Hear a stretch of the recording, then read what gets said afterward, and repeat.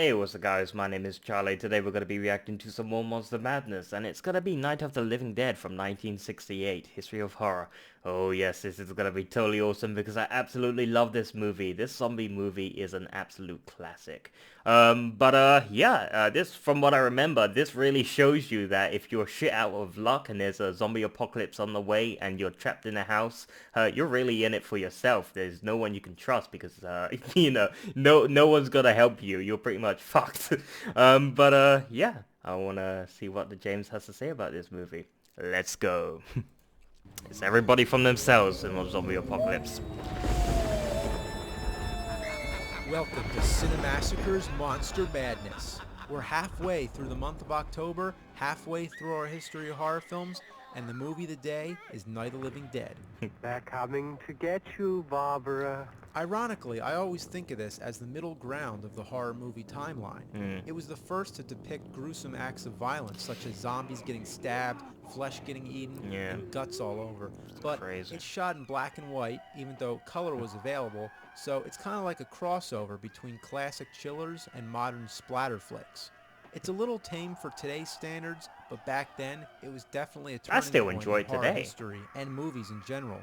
A month after Night of the Living Dead's premiere, the American rating system came into effect. The Whether or wonder not it why. had anything to do with it, it was the first and last horror movie of its kind to receive an attendance of pre-teens and adolescents without restriction, Damn. and nobody knew what hit them. The film was also innovative for its casting decisions. Back then, a black man in a starring role was actually unheard of. Yeah. So here's a movie that finally decided to break down the boundaries.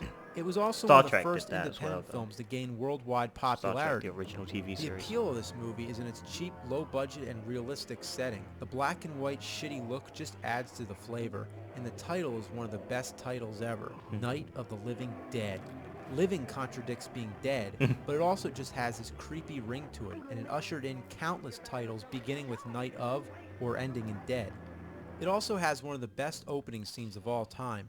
Any other horror movie back then would have probably spent the first act explaining why the dead are rising and set it all up, but this movie just hits you right off the bat. There is an epidemic of mass murder being committed by a virtual army of gruesome. unidentified assassins. Medical authorities in Cumberland have concluded that in all cases, the killers are eating the flesh of the people they murdered. It has been The way the established- film plays is that everyone is trapped inside this one house trying Yeah. to stay safe from the zombies That's what I outside. remember. If they can learn to work together, they might make it out alive, Might. but they can't stop arguing.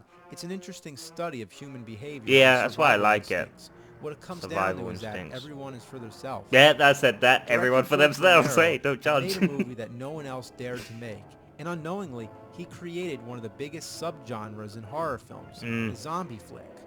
I'm not Jeez, gonna so give many away the zombie ending, movies. but what I will say is that it has balls. Romero actually had an opportunity to sell his film to a major studio, Did he? but they wanted him to change the ending and add a love story subplot. Oh, no. He said no. You He's good. always stayed away from the mainstream Well because done. he's a true filmmaker and he has balls. Yeah, And good for him. balls are what this genre is all about. Good for him. He wasn't a sellout. I don't like sellouts.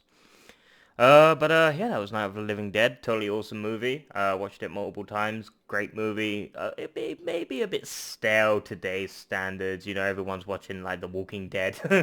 Yeah, it's good. It's good. I'm sorry. I really do enjoy it. Great classic. I wouldn't say watch it every single day, you know, but it's a good movie to watch if you're into the old classics of zombie movies. I mean, there's so many zombie movies these days of this franchise. I mean, there are so many zombie movies. Shaun of the Dead is awesome though. I'm sorry.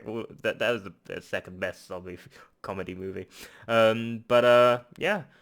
Totally awesome. Absolutely love this movie. I can't recommend it enough. See James review it really touches me because it is an awesome movie and I actually really love this movie. If you like this video, make sure to give it a like, comment down below, and make sure to subscribe to my channel if you enjoy my content. But before you do, I have a quick question for those who are about to stop the video and end it. What sort of zombie weapon would you use in the apocalypse? I'm sorry to ask you this question, but I am really curious to see what everyone has to say. Would you use a chainsaw, a machine gun, a pistol, an axe maybe, a Molotov, a rocket launcher? What would you use? A tank? What sort of weapon would you use, or what sort of vehicle? Let me know your survival weapons, and I want to know. I'm really curious to see what you guys have got in stock. You want a Uzi gun or a 10mm gun or something like that? I really want to know what sort of weapons you would use if a zombie apocalypse would happen.